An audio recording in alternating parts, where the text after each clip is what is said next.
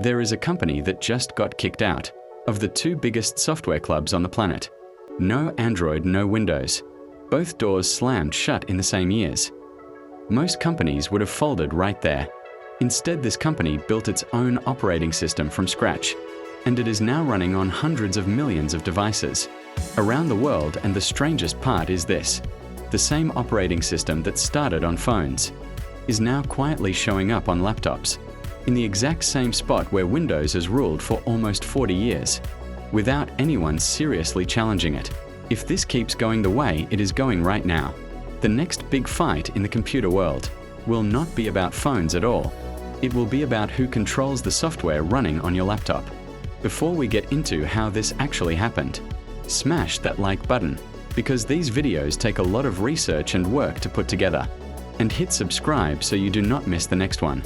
What you are about to hear involves a company getting cut off from the two most powerful tech ecosystems on Earth, a 5-year secret rebuild that almost nobody outside one company knew was happening, and a plan that is now quietly spreading into countries you might not expect. Let's get into it. The lockout nobody saw coming. In May of 2019, the United States government made a decision that changed everything for one giant Chinese tech company. That company is Huawei, and it had spent years building phones, network equipment and computer chips that were used all over the world. The government placed Huawei on something called the Entity List. In simple words, that meant American companies could no longer sell their technology to Huawei without special permission. That single decision hit like a wrecking ball. Google had to cut Huawei off from something called Google Mobile Services.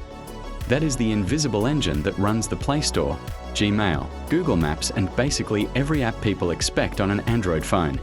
Without it, Huawei's phones sold outside China were still technically Android phones, but they felt broken. No Play Store, no Google Apps. Customers noticed right away, and sales overseas began falling almost immediately. At the same time, something quieter was happening with computers, and this is really where the whole laptop side of this story starts. Huawei was not banned from Windows in the same dramatic way. It was banned from Google services. But new rules made it much harder for Huawei to buy the Intel and AMD chips that most Windows laptops depend on. And with the United States government watching Huawei so closely, Microsoft became a shaky long-term partner too. It was not a clean ban, it was more like a slow squeeze, the kind that makes a business relationship harder every single year, and one that would eventually push Huawei somewhere nobody expected. What made this moment so different from a normal business setback is that Huawei could not simply wait it out or negotiate its way back in. There was no phone call that could undo an entity list decision, and no amount of money could buy back trust that had already been broken by geopolitics. Executives inside the company knew almost immediately that this was not a temporary storm to survive quietly. It was a permanent shift in how the entire global technology system treated companies caught between two competing superpowers. And that realization alone changed how Huawei planned for the next decade. Losing Google services and facing chip trouble for Windows machines at the same time should have been enough to sink most companies. You cannot really sell a phone in places like Southeast Asia. Without Google's apps, you cannot easily sell laptops around the world without smooth access to Windows and the chips that run it. Huawei's overseas phone business lost billions of dollars in just a couple of years. This part of the story sets up everything that follows, because it explains exactly why this company had no choice but to build something completely new. And that something new is the entire reason we are talking about Windows at all later on. To understand how a crisis this big turned into an opportunity, we need to look at what Huawei actually decided to do next, turning a disaster into a plan. Here is where the story takes a turn almost nobody expected. Instead of treating this lockout as a disaster to survive, Huawei's leaders and the Chinese government, watching closely behind them, saw it as proof of a problem they had worried about for a decade. China's entire tech industry was running on operating systems it did not own and could not control. One decision made in Washington could break a business that took decades to build. That is a scary amount of power to hand to someone else. And it is the exact same power dynamic that is now playing out again, just with a different piece of software. So just 3 months after the ban, in August of 2019, Huawei announced something called HarmonyOS. At first, almost nobody took it seriously. The very first version launched on a television, not even a phone, and when people who study software looked closely, they found large parts of it were still built on the Android open source project underneath. In plain terms, it was still quietly running on Google's foundation, just wearing a different name on top. Critics called it a rebrand, a stopgap, a political statement dressed up as a product launch. And honestly, at that point, they were right, but what almost nobody, outside Huawei's own engineering teams, understood was that this first version was never meant to be the finished product. It was a bridge, and bridges are built to lead somewhere. In this case, that somewhere would eventually turn out to be the personal computer, the exact machine that Windows has owned, without much competition for almost 40 years. It helps to remember just how unusual this level of patience is. In the tech world, most companies want a big, flashy launch that proves they have already won. Huawei instead let the world laugh off its first attempt, knowing full well that the real version was still years away, and needed time nobody outside the company could rush. That kind of long game is rare, and it is exactly why so few outsiders saw the bigger picture forming, until it was already too late to dismiss the gap between what critics saw in 2019 and what was actually happening behind closed doors at Huawei is honestly the most interesting part of this whole story. Nobody outside the company had any idea just how far this project was going to go, or how long Huawei was willing to wait to get there. That patience is exactly what separates this story from a typical tech announcement. And it is worth slowing down to understand just how much work went into the years that followed. The 5-year rebuild. Building an entire operating system from zero is not something you do in a few months. It takes years of patient, unglamorous engineering work that nobody outside a company ever sees. Huawei spent roughly 5 years, slowly stripping out every piece of code that depended on Android, and replacing it with something built completely in-house. Chinese state media started calling this idea being self-controllable, which really just means owning every layer of your own technology, instead of borrowing someone else's. That rebuild finished in 2024 with the release of HarmonyOS Next. This is the version that actually matters in this story. HarmonyOS Next does not use any Android open source code at all. There is no hidden Android layer running quietly underneath the interface like there was in the earlier versions. It is a fully separate system built from the ground up, designed to run across phones, tablets, laptops, smartwatches, cars, and even smart home devices. All is one connected system, instead of 5 separate ones stitched together. If that sounds familiar, it is because Apple has done something similar for years, linking the iPhone, Mac, and Apple Watch together into one smooth experience. Huawei is now attempting that same idea, but at a much bigger scale across an entire national market, with strong government support helping push the transition along. This is also the exact moment where the phone story and the laptop story finally merge into one, because the system built to survive without Android turned out to be flexible enough to run on far more than just phones. What is easy to miss here is just how technically difficult this kind of unification actually is. Getting a smartwatch, a car dashboard, and a laptop to all speak the same underlying language, share the same security rules, and update through the same system is not a simple coding task. Most companies never even attempt it, because the engineering cost is so high compared to the payoff. Huawei took that risk anyway, betting that owning the entire stack would matter more in the long run than shipping something simpler and faster. There was a real cost to this decision though. Once HarmonyOS Next dropped its Android compatibility layer, it could no longer run older Android apps automatically. Every single app developer building for the Chinese market now has to create a native HarmonyOS version of their app from scratch or risk being left out of the platform entirely.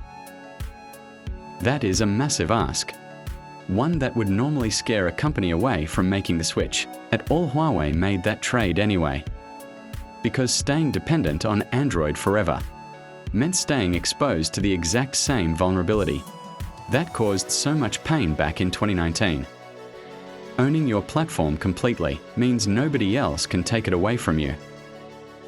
Once phones and tablets were stable on this new foundation, Huawei pointed that same strategy at a machine. Most people never really stop to think about the personal computer. And this is the point where the story stops being about phones entirely and starts becoming about something Microsoft should genuinely be paying attention to. Why Windows should be paying attention. Here is a number that should genuinely worry Microsoft more than any single announcement from Huawei. China is the largest personal computer market in the entire world. For decades, almost every single one of those machines has run on Windows. That kind of dependence becomes risky the moment tension between two countries turns into actual policy. And that is exactly what happened. Windows updates licensing terms, and long-term support are all ultimately controlled from one company. Sitting far away in Washington state, 4 Chinese regulators and large state-linked companies.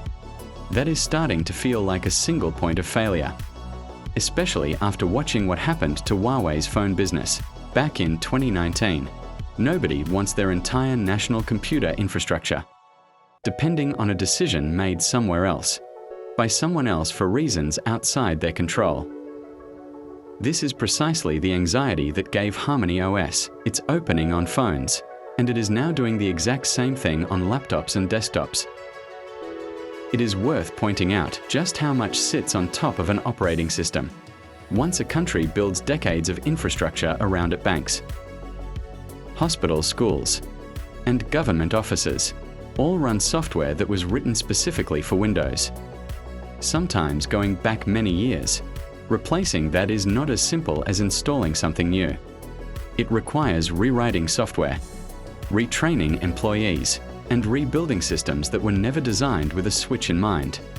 That difficulty is exactly why Windows has stayed so dominant for so long, and exactly why breaking that habit takes serious, sustained effort. There is also a much simpler, more practical pressure sitting right underneath all this bigger geopolitical drama. Windows 10 support wound down recently, pushing a huge wave of government offices and businesses in China toward a forced upgrade.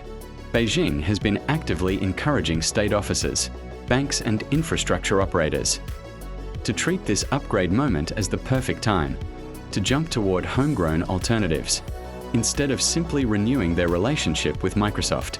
Timing like that does not come around very often, and it lines up almost perfectly with everything Huawei has been quietly building for the past 5 years. Put these two pressures together, the political discomfort and the practical upgrade cycle, and you get a moment that feels almost designed for exactly what comes next. That next step is where HarmonyOS stops being a phone story and starts becoming a real challenge to the operating system that has run the world's computers for almost 4 decades. The quiet plan to replace Windows. This is exactly where HarmonyOS ambitions for personal computers come into play. Huawei has already started shipping laptops running on HarmonyOS, along with a version of the system built specifically for desktop and office use. That means office software, file systems, and support for printers and other everyday office equipment. These sound boring, but they are actually the deciding factor in whether a business can switch operating systems without breaking every single workflow it depends on. Huawei is not trying to beat Windows around the entire world right now, and it might genuinely never try to. In places like the United States or Europe, the plan is smaller and smarter than that. Win the replacement cycle happening inside China right now. Support with government buying preferences that favor domestic technology, and use that massive captive market of over 1 billion potential users to build an app ecosystem, a developer base, and enterprise trust. all compressed into a fraction of the time it took Windows to build the same thing. Over 40 years, think about how strange this approach would sound.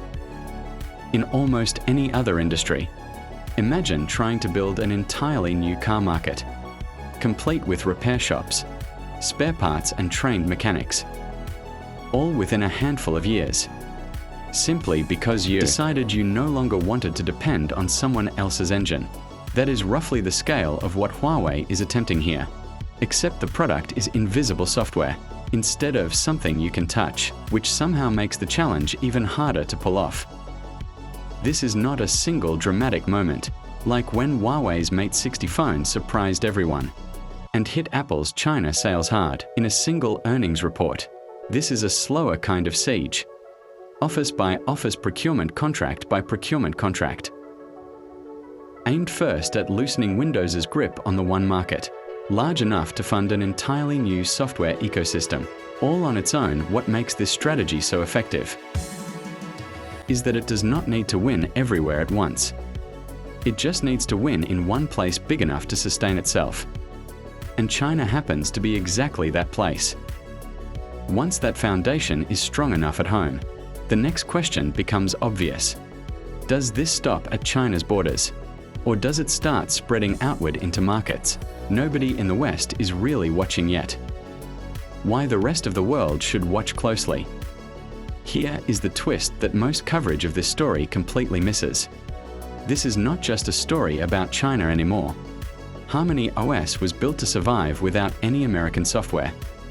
But Huawei is not only selling it inside its home market, it is actively pushing HarmonyOS powered devices into Southeast Asia, the Middle East, parts of Africa, and Latin America. These are places where Huawei's telecom equipment already has a decade-long foothold, and where governments that are more sensitive about cost are increasingly open to a cheaper alternative that cannot be shut off by outside pressure.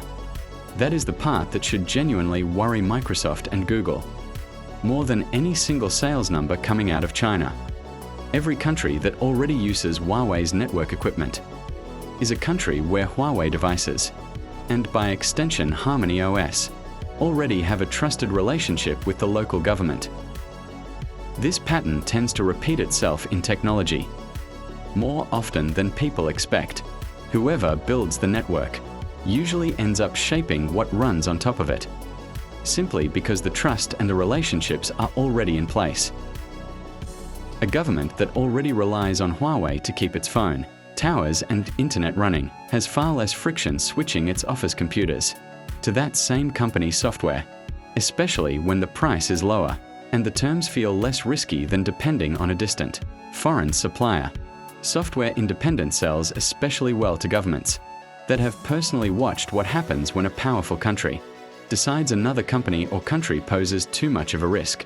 Huawei is not just selling an operating system in these regions. It is selling a kind of insurance against ever being cut off, the same way Huawei itself was cut off back in 2019. This is the piece of the puzzle that turns a regional Chinese tech story into something with real global weight, because insurance like that tends to spread quickly once one government sees a neighbor adopt it successfully. And this is where the whole story loops back on itself in a way that feels almost poetic. The very restrictions designed to weaken Huawei ended up becoming the origin story for an entirely separate technology stack, a chip strategy that does not need outside foundries, a phone operating system that does not need Android, and now a computer operating system that does not need Windows. Every restriction added urgency. Every restriction became one more reason for other countries to seriously consider hedging against that same kind of dependence in the future. That growing pattern is exactly what leads us to the bigger picture, worth understanding before this video wraps up. The blueprint the world is watching. The Mate 60 phone proved Huawei could still build advanced hardware under heavy restrictions. HarmonyOS is proof that it can build an entire software layer under those same restrictions too. Put those two things together, and this stops looking like a simple comeback story. It starts looking like a blueprint that other countries and other companies are already studying closely.